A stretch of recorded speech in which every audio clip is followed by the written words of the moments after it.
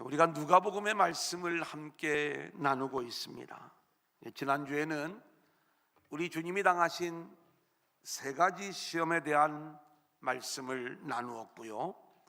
오늘은 자유케 하는 복음이에요. 알고 보면 지난주에 우리가 나누었던 마귀의 세 가지 시험은 저와 여러분의 자유를 묶는 모습이었어요. 그렇다면 복음은 이 묶임에서 우리를 자유케 하는 게 복음의 세계라는 것이죠.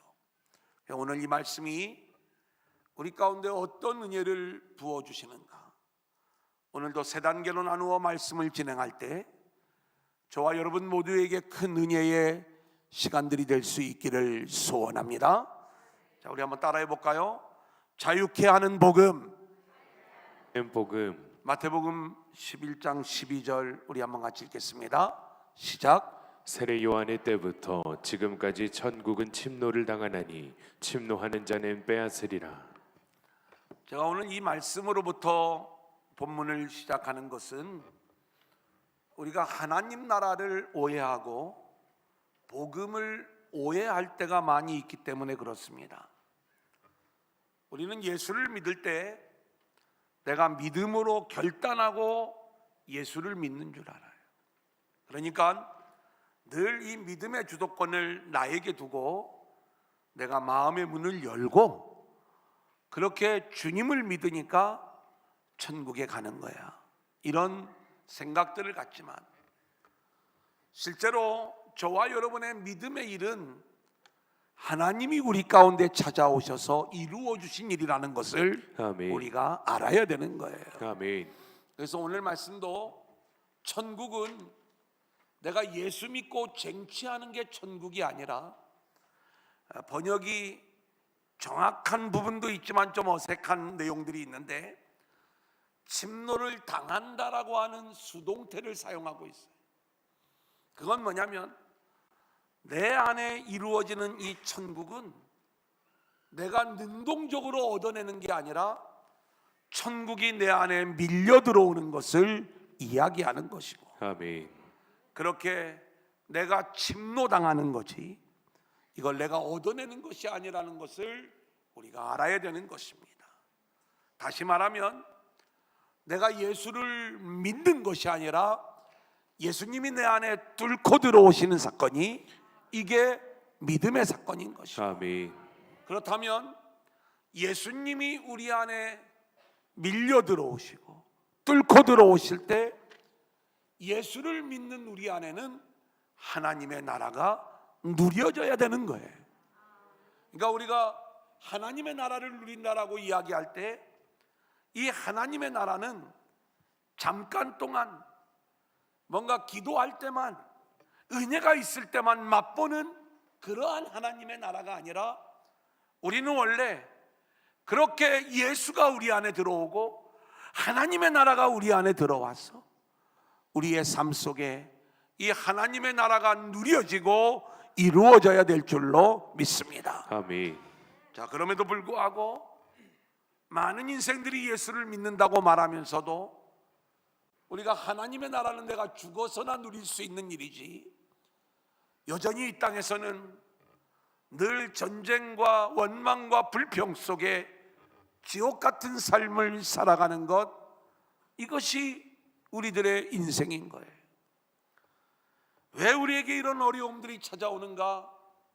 이것은 우리가 지난주에 나누었던 마귀의 시험과 연결되어져 있는 거예요. 악한 영은 보는 것, 또 먹는 것, 또 탐스러운 것을 가지고 우리를 묶어 버리려고 하는 거예요. 우리는 실제로 이 땅에 대한 모든 상황 속에서 자유함을 얻으며 그렇게 하나님을 믿는 자들로 세워져야 되는데, 마음속에 이 자유함을 상실한 채 마귀에게 묶임을 당하고 그 묶임 속에서 고난과 어려움을 느끼며 살아가는 것, 이것이 우리들의 인생이다. 요한복음 8장 32절을 보겠습니다. 진리를 시작. 진리를 알지니 진리가 너희를 자유롭게 하리라. 실제로 진리는 복음을 이야기하는데 예수가 우리 안에 들어오면, 우리가 예수를 믿고 복음의 사람이 되면 우리는 자유함을 얻는 그러한 자들이 되어야 된다. 성경은 이 내용을 우리 가운데 말씀하고 있어요. 아멘. 많은 사람들은 이 자유를 원해요. 요즘 이제 우리 어르신들은 일할 수 있을 때까지 내가 일을 해야 되겠다, 이 마음을 가지고 있지만, 요즘 젊은 사람들은요, 일찍 은퇴하는 게 꿈이에요. 아니, 파이어족이 되겠다, 내가 일찍 이른 나이에 경제적인 자유를 얻고 이제는 생계를 위한 일이 아닌 하고 싶은 일들을 하면서 인생의 자유함을 얻고 즐기며 살아가야 되겠다, 이런 생각들을 하며 자기들 나름대로 그 경제적인 자유를 얻기 위한 일들을 하다가 어려움을 겪기도 하고 또 많은 일들을 겪기도 하죠. 어쩌다가 그런 일들을, 자유함을 얻는 사람들을 보면 부러워하기도 하고요. 하지만 우리가 알아야 될 것이 있어요. 우리 인생은 세상의 물질로 자유해지는 게 아니고, 아멘. 세상의 힘으로 자유해지는 게 아니고, 아멘. 세상의 환경 속에서 우리가 자유함을 얻는 게 아니고, 이 자유함은 오직 예수로만, 아멘. 복음으로만, 아멘. 진리로만 아멘. 우리 가운데 주어지게 된다는 것을 우리가 깨달아 알 수 있기를 소원합니다. 아멘. 그래서 오늘 말씀은 바로 이것을 우리 가운데 전해주시는 거예요. 자, 14절로 16절 같이 읽겠습니다. 시작. 예수께서 성령의 능력으로 갈릴리에 돌아가시니 그 소문이 사방에 퍼졌고 친히 그 여러 회당에서 가르치심에 무사람에게 칭송을 받으시더라. 예수께서 그 자라나신 곳 나사렛에 이르사 안식일에 늘 하시던 대로 회당에 들어가사 성경을 읽으려고 하시매. 자, 우리가 누가복음을 같이 공부하면서 이렇게 머릿속에 늘 같이 여행을 하는 겁니다, 주님과 함께. 자, 그런데 우리 주님이 세례를 받으신 다음에 성령에 이끌리어 광야로 나가셔요. 40일을 금식하신 다음에 마귀의 시험을 물리치시죠.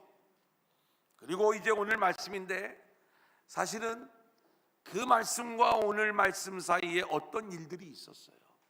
이게 이제 성경 속에 나와요. 그런데 스토리는 다시 성령에게 이끌려 예수님이 갈릴리에 예수님의 고향인 나사렛으로 가시는 거예요. 그리고 그곳에서 회당으로 들어가셔서 성경을 읽으시는데, 그 읽으시는 성경의 말씀이 누가복음 4장 17절로 21절에 나와 있어요. 같이 볼까요? 시작. 선지자 이사야의 글을 드리거늘 책을 펴서 이렇게 기록된 데를 찾으시니 곧 주의 성령이 내게 임하셨으니 이는 가난한 자에게 복음을 전하게 하시려고 내게 기름을 부으시고 나를 보내사 포로된 자에게 자유를, 눈먼 자에게 다시 보게 함을 전파하며 눌린 자를 자유롭게 하고 주의 은혜의 해를 전파하게 하려 하심이라 하였더라. 책을 덮어 그 맡은 자에게 주시고 앉으시니 회당에 있는 자들이 다 주목하여 보더라. 이에 예수께서 그들에게 말씀하시되 이 글이 오늘 너희 귀에 응하였느니라 하시니. 예수님이 당신의 고향으로 오셔서 회당에서 이 이사야 선지자의 말씀을 읽으시는 것은 내가 바로 이 말씀을 성취하기 위하여 온 메시아다, 이것을 말씀해 주시기 위함이었어요. 누가복음 7장 22절을 볼까요? 예수께서 시작. 예수께서 대답하여 이르시되 너희가 가서 보고 들은 것을 요한에게 알리되 맹인이 보며 못 걷는 사람이 걸으며 나병 환자가 깨끗함을 받으며 귀먹은 사람이 들으며 죽은 자가 살아나며 가난한 자에게 복음이 전파된다 하라. 세례 요한이 당신의 제자들을 예수님께 보내어서 우리가 기다리던 메시아, 그분이 당신이 맞지요? 이것을 물으며 예수님에 대한 확인을 요청하였을 때 예수님의 대답이 지금 내가 이루고 있는, 내가 성취하고 있는 일들이 바로 이사야가 예언했던 이 일들이 나의 사역을 통해서 성취되어지고 있는 것, 이것을 가서 알려줘라 이렇게 이야기하고 있는 거예요. 그러니까 우리 주님이 이 땅에 오신 목적이 뭐냐? 이 땅에 오셔서 주님이 성취하시는 일들이 있는데 그것이 구체적으로 18절에 나오는 이 말씀을 이루시기 위함이에요. 주의 성령이 우리 주님에게 임하셔서 가난한 자에게 복음이 전해지고 아멘. 포로된 자에게 자유를, 아멘. 눈먼 자에게 다시 보게 함을, 아멘. 눌린 자에게 자유함을 주시기 위하여 우리 주님이 오셨다는 거예요. 아멘. 여러분, 여기에 등장하는 가난한 자, 포로된 자, 눈먼 자, 그리고 눌린 자는 우리가 흔히 사회적 약자라고 그래요. 우리가 이 내용을 표면적으로만 해석을 해서 이 땅의 사회적 약자를 우리 주님이 도와주시고 그리고 그런 사회적 약자가 없는 세상을 만들어 주시기 위하여 우리 주님이 오셨구나 이런 생각을 하면 우리는 복음을 오해하는 거예요. 왜냐하면 이 일은 예수를 안 믿는 사람들도 열심히 할 수 있는 일들이거든요. 자, 그렇다면 오늘 이 말씀이 우리에게 주는 본질이 뭐냐? 저와 여러분을 자유케 하는 복음의 일이라는 거예요. 아멘. 자, 오늘 말씀해 보니까 가난한 자에게는 복음을 주시려고 오셨다. 여러분, 지금 가난의 문제를 해결하는데 떡을 주거나 돈을 주거나 물질을 주는 게 아니라 이 가난한 자에게 이 문제를 해결해 주시기 위하여 복음을 주신다는 이야기는 이 가난이 떡이 없어 돈이 없어 가난한 게 아니라 말씀이 없어 가난한 그 모습을 이야기하는 거고, 그렇게 말씀이 없어 가난한 영혼들에게 우리 주님은 생명의 떡으로 오셔서 우리로 하여금 말씀으로 부유한 자가 되게 하시려고 주님이 이 땅에 오신 것이다. 아멘. 그래서 우리가 이번 감사절에 주님의 은혜에 우리가 감사한다라고 이야기할 때 우리는 배고프지 않게 하셔서 이 땅에 떡을 주셔서 필요할 때마다 물질을 주셔서 감사합니다. 물론 이 부분도 우리에게 중요한 부분일 수가 있지만 정말 우리가 감사해야 될 것은 먹을 하늘의 양식이 없어 영적 기갈과 기근 속에 살아가는 우리들에게 생명의 떡으로 오신 주님으로 인하여 감사합니다. 아멘. 이 고백이 우리 모두에게 나와야 될 줄로 믿습니다. 아멘. 자, 가난한 자에게 복음을 주신다, 말씀으로 우리가 부유한 자가 될 수 있도록 하나님이 우리를 이끌어 주신다라고 이야기할 때 우리는 이 말씀을 오해할 때가 많아요. 어떤 오해를 하느냐? 그러면 내가 성경을 열심히 읽어야지, 내가 성경 공부 열심히 해야지, 우리는 이게 내가 말씀에 부유한 자라고 이 내용을 생각할 때가 많은 거예요. 여러분들이 아무리 성경을 많이 읽고 여러분들이 아무리 이 말씀을 공부하고 연구하고 묵상하고 암송한다 할지라도요, 이 말씀의 삶이 우리 가운데 나와야 되는 거예요. 아멘. 여전히 말씀을 읽으면서 땅으로 부유한 삶을 살아간다고 하면 우리는 영적으로 기갈 속에 있는 자들이에요. 아멘. 여전히 자유함을 얻지 못하는 인생이다, 이 말씀인 것입니다. 아멘. 말씀이 우리 가운데 들어와 이 영적인 배부름을 얻는 자들은요, 땅의 것에 묶이지 아니하고 오직 하늘의 부유함을 바라보면서 그것으로만 감사하면서 하나님 앞에 영광을 올려드릴 수 있는 사람, 저와 여러분이 이 자유함의 사람으로 세워질 수 있기를 소원합니다. 아멘. 두 번째 사람은 포로된 자예요. 여러분, 이 포로는 전쟁 포로를 이야기합니다. 지금은 이 전쟁 포로에 대한 인권을 이야기하지만 적어도 이 말씀이 기록될 당시에는 우리가 보지 않아도 이들이 얼마나 처참한 인생인가를 생각해 볼 수가 있는 거예요. 그 포로들이 자유함을 얻었을 때의 기쁨이 있지 않겠습니까? 그런데 이 말씀도 영적인 말씀이에요.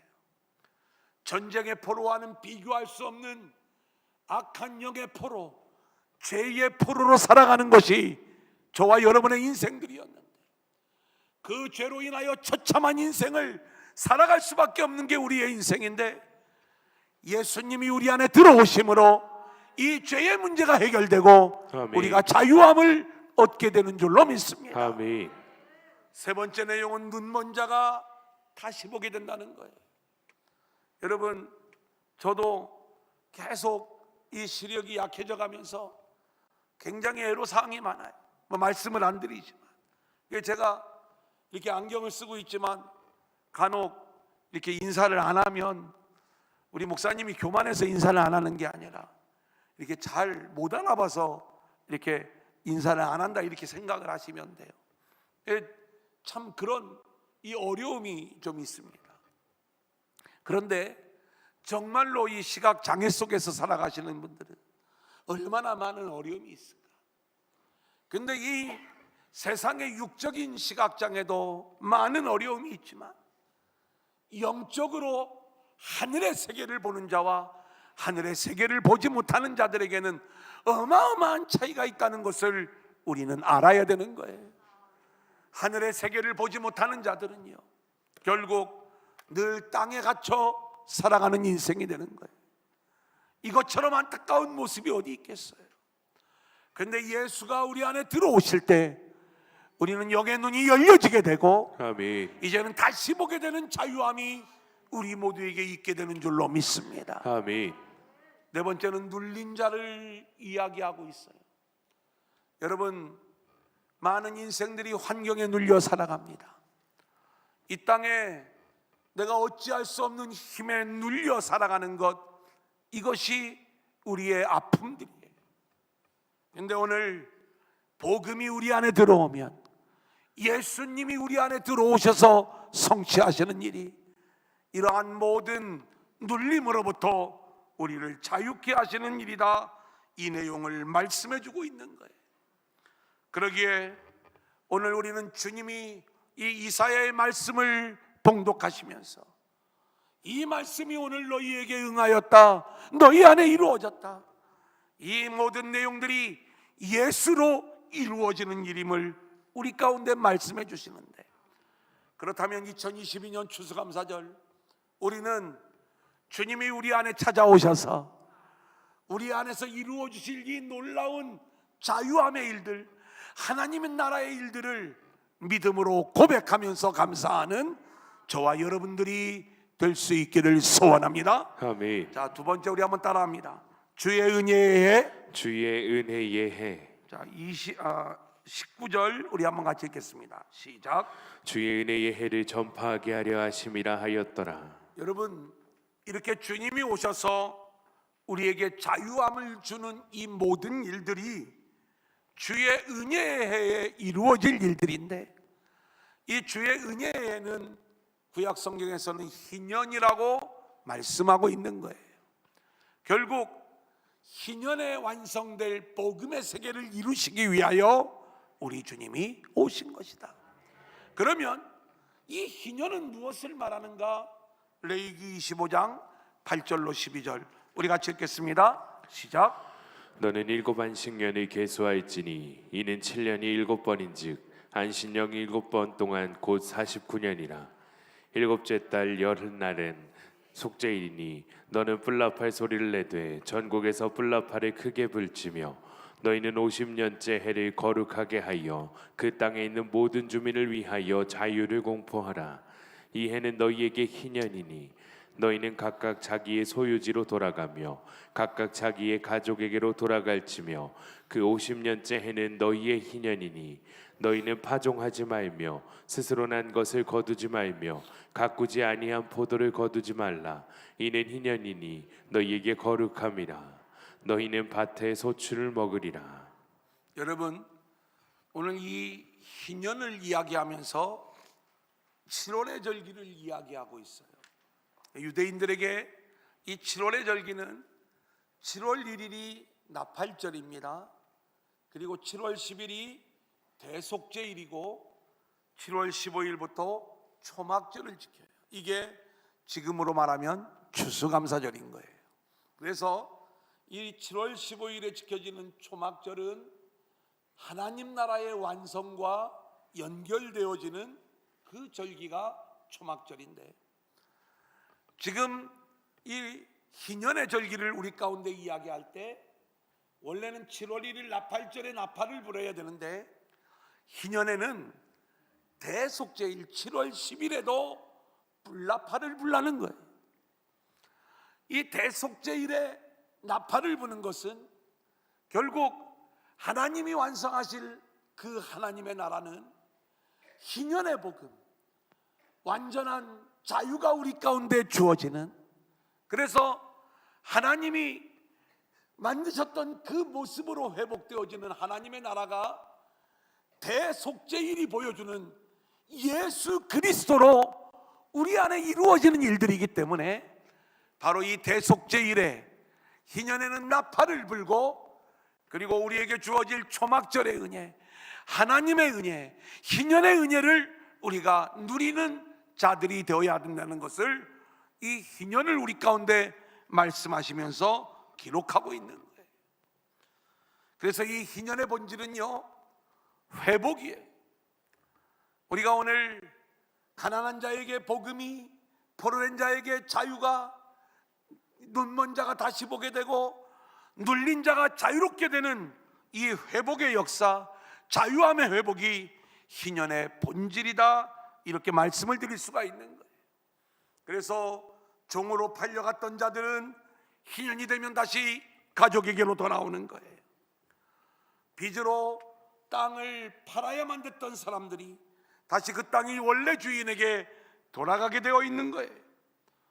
모든 것이 하나님이 창조하신 모습 그대로 완전히 새롭게 리셋되어지는 그 상태가 바로 희년인 것이고, 우리가 하나님의 생기가 부어져 에덴에 들어갔던 그 모습으로 우리를 회복시키시는 것, 아멘. 이것이 주의 은혜의 일이, 해의 일이요 희년의 복음의 내용이라는 것입니다. 자, 그런데 우리는 이러한 하나님의 은혜가 우리 가운데 부어졌음에도 불구하고 이 자유를 잃어버리고 있는 거예요. 하나님은 애굽에서 종살이하던 이스라엘 백성들을 구원하셔서 가나안의 주인국으로 세워주셨는데, 성경을 보면 그들은 이 가나안 땅에서 희년의 자유와 희년의 복음의 은혜를 누리면서 하나님께 감사하는 자들로 세워졌어야 되는데, 이들은 탐욕으로 인하여 그 하나님이 인도하신 가나안 땅에서도 온전한 자유함을 누리지 못하고 한 번도 그들은 이 희년을 지키지 못했기 때문에 하나님이 결국 이들을 가나안 땅에서 쫓아내시고 70년 강제적인 안식을 하나님이 이루셨던 것을 우리는 보게 되는 것이죠. 희년의 자유를 누리지 못하는 것, 이것은 이 땅을 살아가는 우리들도 마찬가지입니다. 오늘 이 시대 이 세상에 묶여 사는 우리들은 희년을 누릴 수도 없고 지킬 수도 없는 그러한 존재들이에요. 왜 그런가? 희년의 은혜를 방해하는 사탄의 방해에 속하 우리는 결국 이 세상 것들을 소망하며 세상에 묶여 자유함을 잃어버린 모습이 되어진 것입니다. 오늘 2022년 추수감사절을 맞이하며 우리는 주의 은혜에 성취하실 주님의 은혜를 저와 여러분이 기대하면서, 그리고 그 자유함을 이루어 주실 주님의 일하심을 우리가 즐거워하면서 하나님께 감사하는 절기가 되어질 수 있기를 소원합니다. 아멘. 희년의 은혜는 내 노력으로 이루어지는 게 아니라 오직 주님의 은혜로만 누릴 수 있는 것들인데, 그래서 우리는 오늘도 복음의 나팔을 불면서 주님만 붙잡고 주님이 십자가로 이루신 이 놀라운 주의 은혜에 거기에서 오는 자유함으로 감사함으로 살아가는 저와 여러분들이 될 수 있기를 소원합니다. 아멘. 탐욕 가운데 있는 우리 인생들은 희년을 지킬 능력도 마음도 없어요. 언제나 탐욕 가운데 자유함이 없는 삶을 살아가는 거예요. 그런데 이사야 선지자가 예언하는 주의 영이 임하게 되는 자, 기름 부음을 받은 자, 메시아 주님이 우리 가운데 쳐들어오고 계시다고요. 그 주님이 우리 안에 들어오셔서 이 자유함의 일들을 진행하고 계시다고요. 아멘. 그 주님을 붙잡고 이 자유함을 누리며 하나님께 감사하는 저와 여러분들이 될 수 있기를 소원합니다. 아멘. 사도행전 4장 32절로 35절 같이 읽겠습니다. 시작. 믿는 무리가 한 마음과 한 뜻이 되어 모든 물건을 서로 통용하고 자기 재물을 조금이라도 자기 것이라 하는 이가 하나도 없더라. 사도들이 큰 권능으로 주 예수의 부활을 증언하니 무리가 큰 은혜를 받아 그 중에 가난한 사람이 없으니 이는 밭과 집 있는 자는 팔아 그 판 것의 값을 가져다가 사도들의 발 앞에 두매 그들이 각 사람의 필요를 따라 나누어 줌이라. 여러분, 우리가 또 이 말씀을 표면적으로만 해석하면 하나님 나라를 오해하실 수가 있습니다. 여기 초대교회의 모습을 보니까 이들이 얼마나 성령으로 충만한 공동체였는지, 이 중에 가난한 사람이 아무도 없었다는 거예요. 밭과 집 있는 사람들은 그것을 다 팔아가지고 사도들에게 가져다 주면 사도들이 그걸 가난한 자들에게 나누어 주니까 아무도 가난하게 살지 않았다. 우리는 이걸 늘 어떤 관점에서 보냐면 물질의 관점에서 보는 거예요. 그래서 그걸 물질로 제도적으로 시행했던 게 공산주의잖아요. 이 공산주의는 인간 안에 있는 이 탐욕의 마음을 몰랐던 거예요. 그리고 이것이 뭔가 제도로만 만들어진다고 되어지는 일이라고 생각을 했지만 그것이 얼마나 잘못된 일인가는 결국 실패로 끝나버리고 말았잖아요. 자, 그렇다면 왜 이 일들이 이루어지고 이 일들이 이루어지는 비밀은 어디에 있는가? 실제로 주님이 우리 가운데 찾아오시고 그리고 주님으로 인하여 우리 가운데 자유함을 얻게 되면 우리는 이 땅에 더 이상 물질에 묶여 사는 존재가 아닌 거예요. 땅의 것이 우리를 묶지 않아요. 늘 자유한 거예요. 이 자유함이 있는 자만이 그 안에 영원한 하나님의 나라를 누릴 수 있는 자들이 되는 것이고, 그래서 물질에 많고 적음이 문제가 되지 않아요. 늘 있는 자는 나누게 되고, 그래서 단순히 우리가 여기에서 부자들이 헌금을 많이 하고 이걸 가난한 자들에게 나누어지니까 평등하게 되었다, 이런 표면적인 이야기가 아니라 초대교회 성도들은 그리스도인으로 인하여 더 이상 땅의 것에 묶이지 아니하고 자유함을 가지고 살아가는 자들이 돼요. 실제로 주님의 은혜의 해가 이루어지는 하나님 나라의 삶을 살아갔던 자들이 초대교회 성도들이었다는 거예요. 저는 우리 도란노 공동체가 이런 공동체로 세워질 수 있기를 소원합니다. 아멘. 그때 우리 안에 하나님 나라의 기쁨을 맛보는 아름다운 공동체가 될 줄로 믿습니다. 아멘. 이제 마지막 세 번째 한번 따라합니다. 요셉의 아들이 아니냐. 요셉의 아들이 아니냐. 자, 누가복음 4장 22절이에요. 시작. 그들이 다 그를 증언하고 그 입으로 나오는 바 은혜로운 말을 놀랍게 여겨 이르되 이 사람이 요셉의 아들이 아니냐. 주님이 오셔서 희년의 복음을 선포하셨어요. 그리고 이 복음을 이루기 위하여 내가 왔다. 내가 너희가 그렇게 기다렸던 이사야 선지자가 예언한 메시아가 맞다, 이 내용을 말씀하셨을 때 고향 사람들의 반응은 너 요셉의 아들 아냐? 이 반응을 보이는 거예요. 지금 이 고향 사람들은 예수님이 자신들과 함께 살았던 가난한 목수 요셉의 아들이라는 걸 알고 있었기 때문에 예수님을 인정하지 않는 거예요. 그때 예수님이 이렇게 말씀하세요. 23절 같이 볼까요? 시작. 예수께서 그들에게 이르시되 너희가 반드시 의사야 너 자신을 고치라 하는 속담을 인용하여 내게 말하기를 우리가 들은 바 가버나움에서 행한 일을 내 고향 여기서도 행하라 하리라. 여러분, 이 내용이 뭐냐면 의사는 병을 고쳐주는 사람이에요. 근데 의사가 자기 병도 못 고치면서 어떻게 남의 병을 고칠 수 있겠어요?